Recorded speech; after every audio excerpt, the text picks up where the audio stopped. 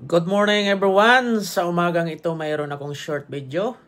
Special doon sa mga taong nakakaranas ng high blood pressure, mataas yung sugar level.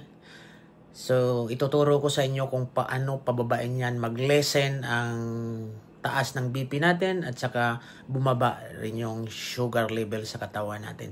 So sa 5 ingredients only. So ipapakita ko sa inyo kung paano to at kung anong mga ingredients ito. So let's go! But before that, ako po ay humihingi ng isang like, share and subscribe sa YouTube channel ko. So lemongrass, garlic, ginger, onion, and I have also cinnamon powder. Ang lahat na yan ay pakuluan lang natin sa mga 3 cups of water, 10 to 15 minutes. Okay, pakuluan na natin. Let's bring to boil. 3 cups of water. 1,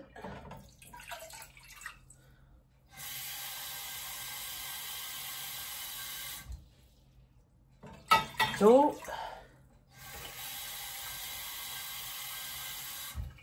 and 3.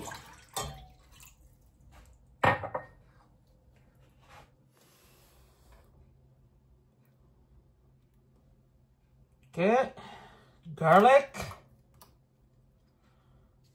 lemongrass,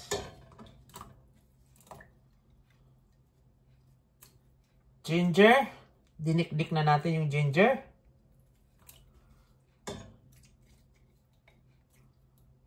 And also our onion.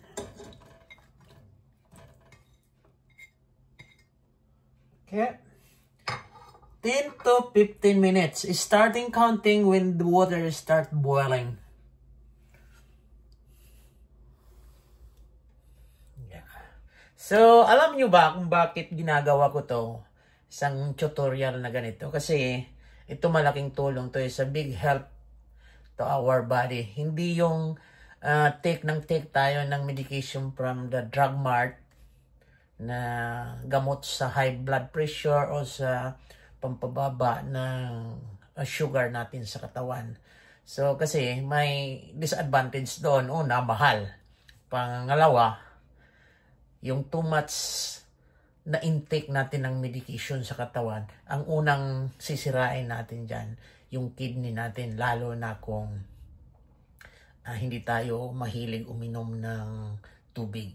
Kung hindi natin nare-reach yung sabi ng mga dalubhasa na 8 glasses of water a day. So, kailangan dito tayo sa natural remedy. So, gaya nitong ginagawa natin. Okay? So, 10 to 15 minutes start boiling and then palamigin natin. When the water is become like warm and then capable na o kaya na natin i-drink. So just inumin natin. Walang anuman. Morning, afternoon, evening, or night, it doesn't matter.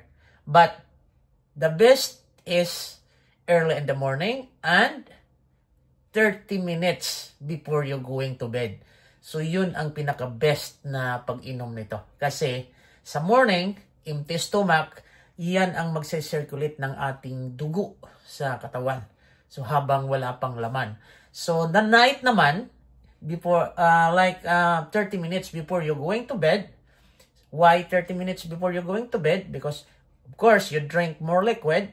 So iihi ka ng iihi. So para maiwasan na ihi ng ihi ka while you are lying, or while you are matutulog ka, or habang nakahiga ka, so 30 minutes before you're going to bed. So it means, yung 30 minutes sa interval na yon, nakaihi ka na. So relax na yung katawan mo. So in the night, while you are sleeping, so dyan yan ang ng liquid, magte-take effect yan sa katawan natin. Kaya bababa yung sugar level natin at saka bababa rin yung blood pressure natin. So I hope nakatulong itong video sa inyo ngayon.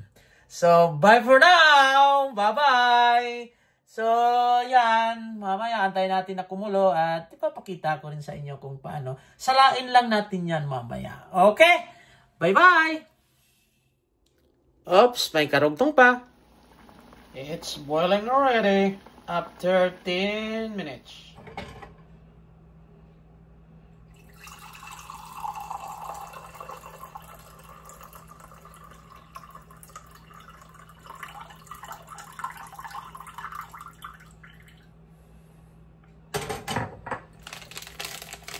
And then, put a little bit of cinnamon powder. Just a little bit.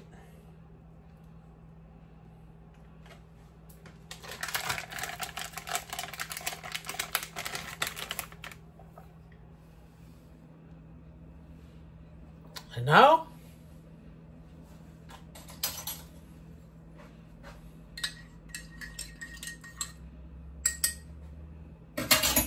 ready to drink.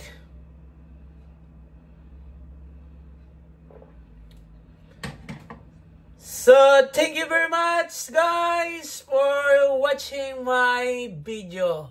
Bye for now.